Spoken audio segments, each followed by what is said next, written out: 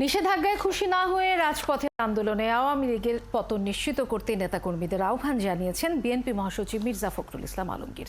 তার অভিযোগ, আওয়ামী লীগ বিনা ভোটে সরকার গঠন ও পরিচালনার জন্য বিচার বিভাগ, প্রশাসন সহ সব প্রতিষ্ঠানকে ব্যবহার করছে।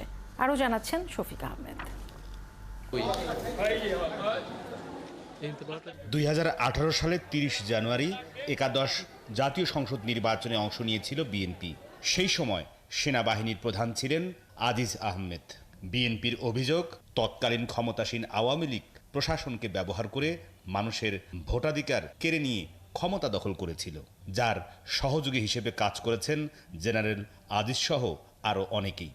নগদে 500 টাকা বা তার বেশি পেমেন্টে পেতে পারেন ঢাকায় জমিসহ 20 কোটি টাকার পুরস্কার।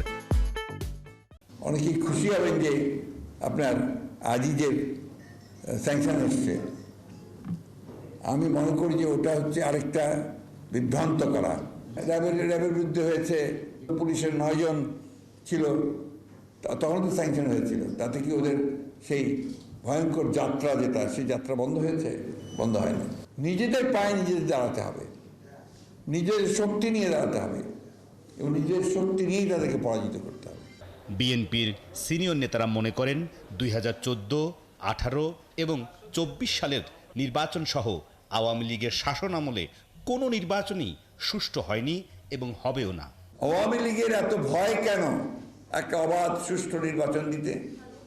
ভয় এই জন্যে, তারা এই গত 15-16 বছরে যে অপকর্মগুলো করেছে, সেই অপকর্মে তারা সারা দেশে তন্ন তন্ন করে খুঁজলেও তাদের সমর্থক খুঁজে পাবে না।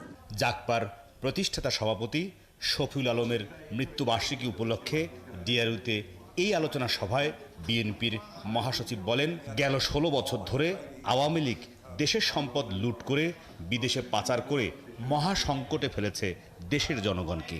ব্যাংকগুলো দুর্নীতির এমন পর্যায়ে গেছে যে এখন বাজার করেও তারা কোনো টিকতে পারবে না, এবং সমস্ত নীতি নির্ধারণ করা হয় দুর্নীতিদের পরায়ণদের বাঁচানোর জন্য।